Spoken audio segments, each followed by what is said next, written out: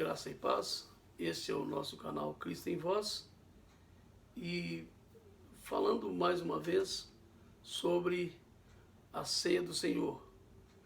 Nesse vídeo, que eu acredito que ficaria muito bem se você assistisse ele após assistir um outro que nós fizemos também sobre a ceia do Senhor, vai te auxiliar muito a compreender.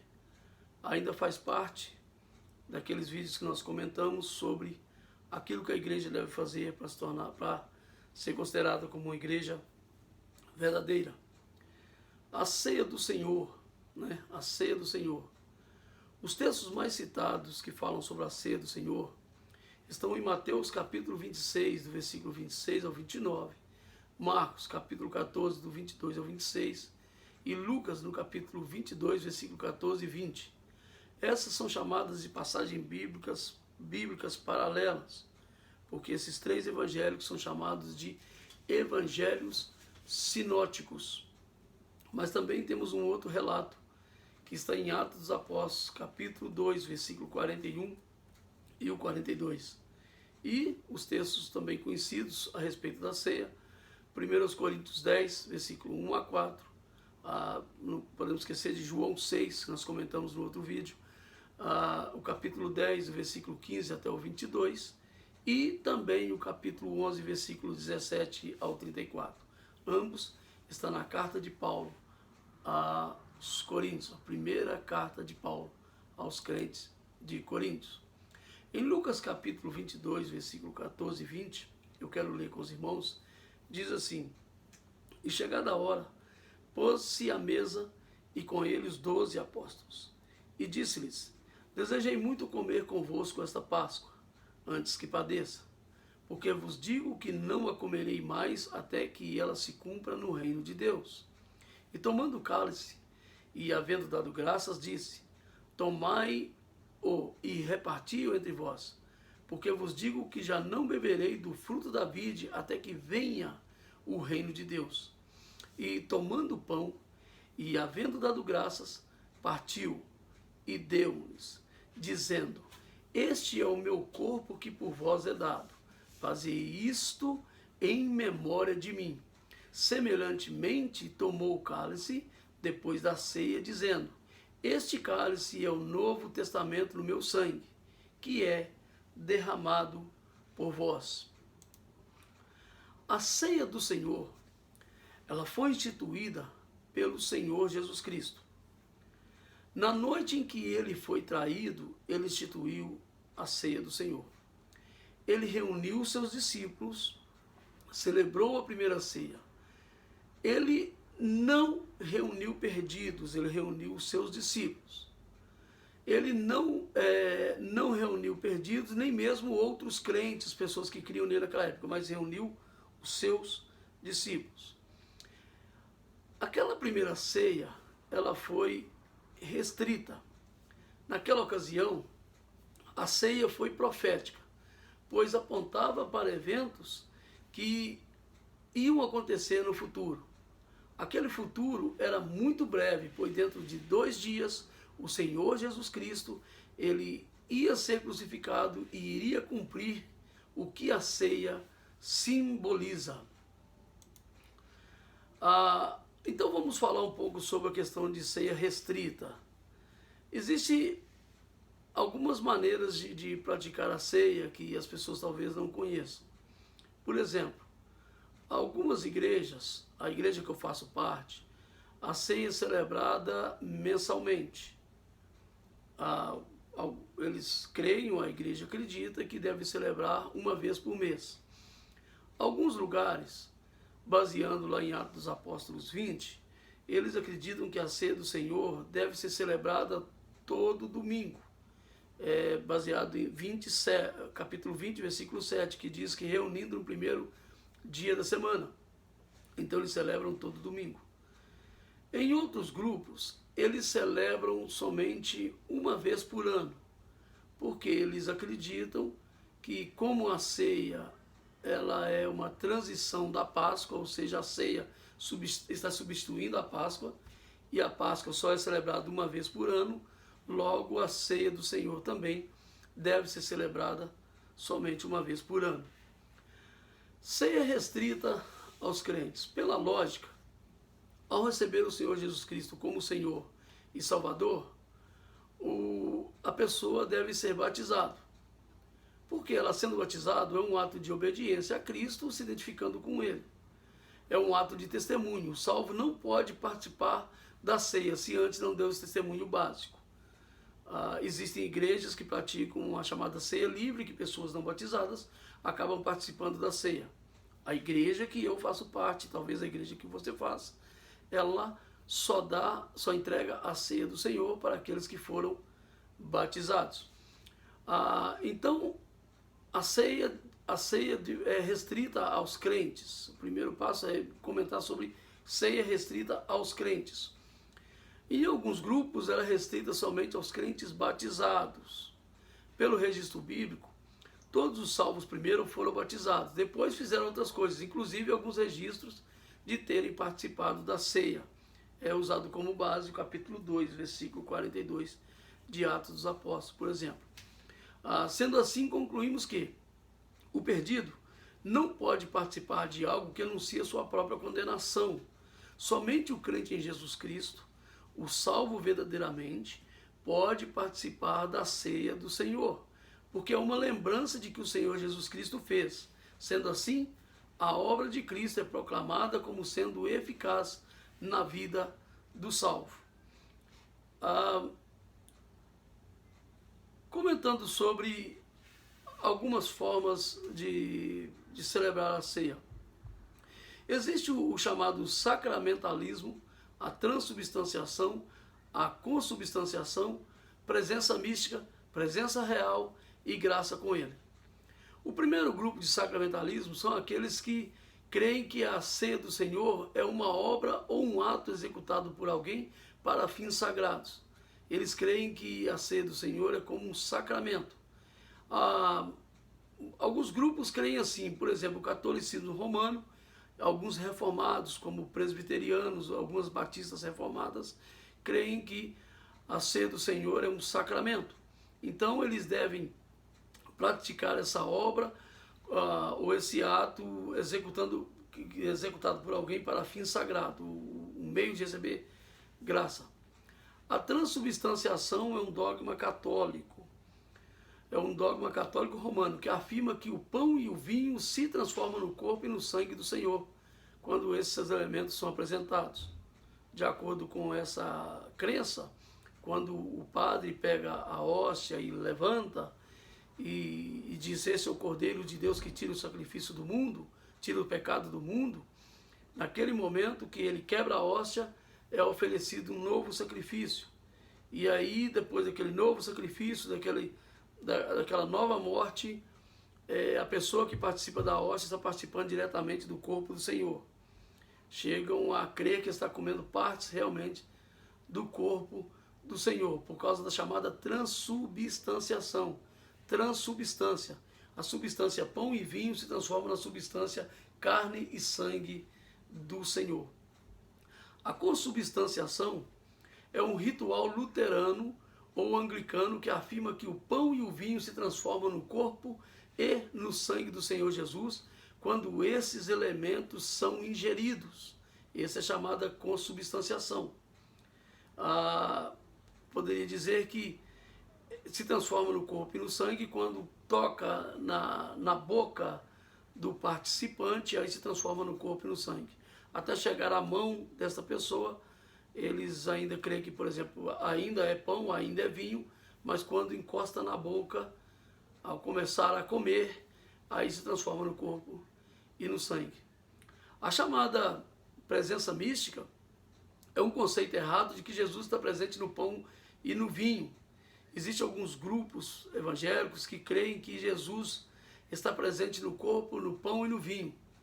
Que esse tipo de crença, dessa presença mística, leva a dois tipos de erros. O primeiro é a chamada presença real, que ao comer o pão estou participando de todos os benefícios do corpo de Jesus e bebendo o cálice recebo a virtude do sangue de Jesus. Ou seja, o poder que habitava em Cristo passa a habitar em mim. As virtudes que habitavam em Cristo passam a habitar em mim, ao participar do corpo e do vinho e do pão. Essa é a chamada presença real, né? Vem da presença mística, a presença real. Ao comer, você participa das virtudes do poder de Cristo. E o outro erro, que é muito cometido pela presença mística, também muito cometido por evangélicos, é a chamada graça com ele.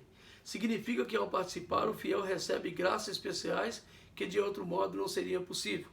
Ao participar do corpo e do sangue, ele é um meio de graça e ele passa a ter graça junto com Cristo. É muito comum entre grupos evangélicos convidar os crentes para a ceia da reconciliação, que ao participar da ceia faz essa reconciliação. Ao participar da ceia, você também vai alcançar alguns méritos ou vencer alguns obstáculos que você tem na sua vida, alguma barreira, alguma dificuldade. Venha participar dessa ceia, porque essa ceia vai abrir as portas para você. Na minha opinião, não é necessário muito esforço, não é preciso muito esforço para a gente concluir que tal posição é uma mistura de transubstanciação com consubstanciação e mais algumas heresias inseridas no mesmo grupo. É muito comum quando algumas pessoas vão distribuir a ceia, ou chegar com o pão e o vinho, chegar a entregar a pessoa e dizer assim, o corpo do Senhor. Outros dizem o sangue do Senhor. Bom, esse é muito perigoso porque, na verdade, o que ele está entregando ali é pão e o que está entregando é vinho. Não se transforma no corpo e não se transforma no vinho. Até porque quando Jesus celebrou a ceia, a primeira ceia, instituiu a ceia com seus discípulos, ele disse, esse é meu corpo, esse é meu sangue, mas ele estava vivo em pessoa e não era nenhuma parte do seu corpo. É um simbolismo. Amém?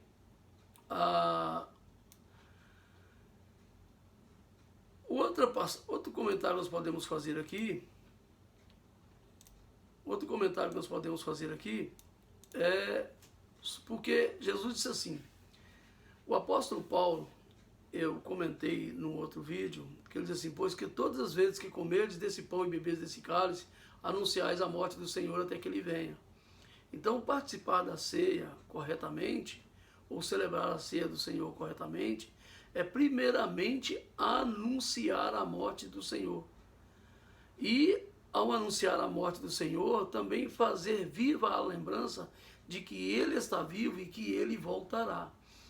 Uma das maneiras que acredito que a ceia do Senhor é praticada de forma equivocada, errada e às vezes correndo sérios riscos, é quando num culto de ceia do Senhor, a mensagem pregada não está voltada para a ceia do Senhor, não está voltada para a morte do Senhor, vida do Senhor, retorno do Senhor, mas é um assunto totalmente aleatório, diferente, não tem nada a ver com a ceia do Senhor. E quando falta alguns minutos para finalizar aquele culto, a gente observa a correria de obreiros arrastando uma mesa, partindo o pão com as mãos sem lavar, e aí estão dizendo que estão celebrando a ceia. Mas o apóstolo diz assim, portanto, qualquer que comer desse pão ou beber desse cálice do Senhor indignamente será culpado do corpo e do sangue do Senhor. Eu vou explicar sobre essa palavra indignamente. Examine-se, pois, o homem a si mesmo, e assim coma desse pão e beba desse cálice, porque o que come e bebe indignamente, come e bebe para a sua própria condenação, não discernindo o corpo do Senhor.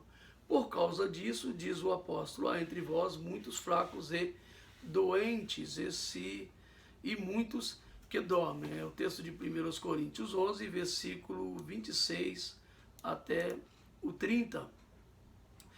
Simbolismo ou memorial? Simbolismo ou memorial? Esta é a posição correta, esta é a forma bíblica de celebrar a ceia do Senhor. Os elementos, eles são simbólicos, ou eles são memorativos. Sendo assim, expressa a comunhão do salvo com Cristo. Ao participar, rememoramos o sacrifício de Cristo em nosso lugar. A esperança é fortalecida na convicção de que Cristo voltará. A nossa esperança é fortalecida na convicção da volta iminente de Cristo. Iminente não quer dizer que ele voltará de qualquer maneira, mas voltará no momento certo, estipulado por ele. E esse momento pode estar muito próximo de acontecer. O sal, o pão, ele continua pão. O vinho continua vinho.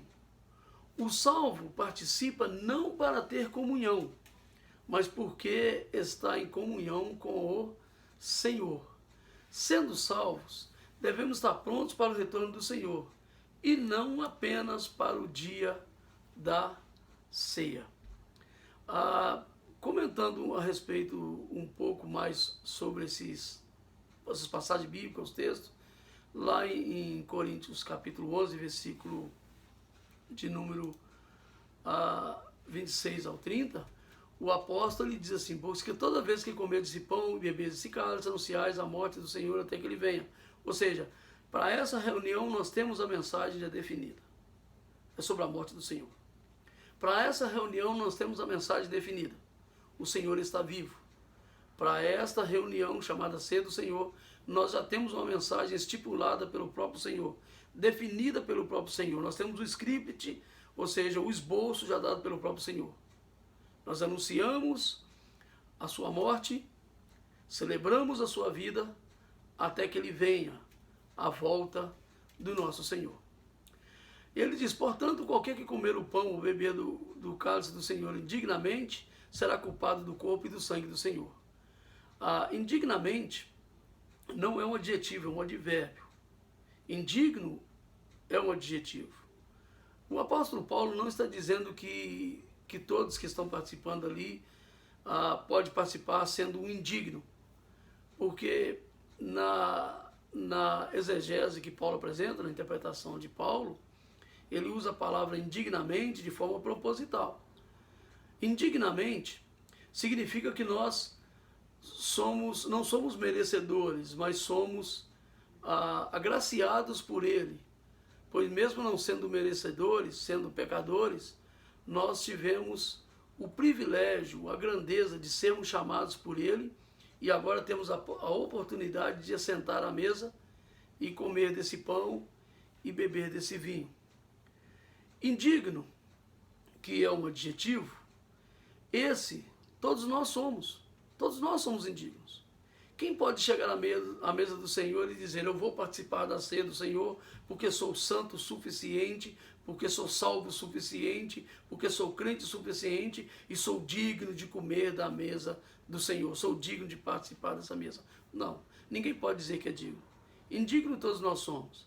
Por isso o apóstolo usa a palavra indignamente, um advérbio, porque indignamente todos nós chegamos, indigno todos nós somos, mas temos o privilégio de participar porque é o Senhor que nos convida à mesa. Seguindo mais um pouco, o apóstolo Paulo diz assim: portanto, qualquer comer desse pão, beber desse cálice dignamente, será culpado do corpo do Senhor. Aí ele diz: examine-se, pois, o homem a si mesmo, e assim coma desse pão e beba desse cálice. Mais uma coisa de mito que os crentes têm, que nós temos que tirar, temos que agora nesse vídeo falar que não pode acontecer. O apóstolo Paulo não diz que é para o homem examinar e não comer. Ele diz que examine-se o homem a si mesmo e assim coma, é para comer, desse pão e beba desse cálice. Examine-se o homem a si mesmo e reconheça que ele é indigno, mas que ele está chegando à mesa, que ele não está chegando indignamente, porque a dignidade do Senhor lhe deu o privilégio. A dignidade não é sua, a dignidade é do próprio Senhor Jesus Cristo, que te coloca à mesa do Senhor. Então o apóstolo Paulo diz: examina e coma desse pão e beba desse cálice. Uma das coisas muito erradas que nós vemos crentes fazer na ceia do Senhor é que eles têm o mês todo para andar na presença do Senhor, já que nós devemos andar na presença do Senhor não é só no dia da ceia, mas todo o tempo da nossa vida. E às vezes ele pratica um determinado pecado durante o mês, ele não confessa ao Senhor, não conserta com seu irmão, não conserta a sua situação, e no dia da ceia ele se acha indigno por causa desse pecado, e aí esse pecado acaba acusando a sua mente e ele não participa da ceia do Senhor. Mas veja bem que o apóstolo Paulo deixa bem claro que pecados praticados não devem esperar 30 dias para serem confessados. Os crentes que fazem isso é penitência católica. Eu vou chamar de penitência evangélica, porque são evangélicos. Mas isso é uma penitência evangélica, não é bíblico. Quando nós pecamos, nós devemos pedir ao Senhor perdão, se possível, no exato momento em que cometemos o erro. Aí o apóstolo Paulo diz que é para participar da ceia do Senhor. Os que bebem indignamente, que são aqueles que não confessam os pecados, que são aqueles que não consertam diante de Deus, não têm uma comunhão com o Senhor, não fazem um reconhecimento de que Cristo morreu no seu lugar, ainda são exaltados pensando que pode ser salvo pelas próprias obras, aqueles que creem que são salvos pelas obras, esses sim, ao participar, eles participam indignamente, porque eles dizem que a morte do Senhor foi em vão, porque ele pode fazer algo mais que pode salvar a sua vida. Eles não discernem o corpo do Senhor. E o apóstolo finaliza: por causa disso há entre vós muitos fracos e doentes e muitos que dormem. Que Deus em Cristo te abençoe. Ainda ficou muita coisa que poderíamos falar a respeito da ceia do Senhor, mas para que esse vídeo não fique tão longo, né, talvez faremos um outro vídeo ainda falando sobre a questão da reunião que tem que haver para a ceia do Senhor e comentaremos. Se você gostou desse vídeo, dê um joinha, dê um like, se inscreve no canal, manda esse vídeo para uma outra pessoa para assistir também e divulgue o nosso trabalho. O nosso propósito é trazer mensagens com uma teologia simples, uma teologia mais popular, mais compreensível. Que Deus em Cristo te abençoe, em nome de Jesus.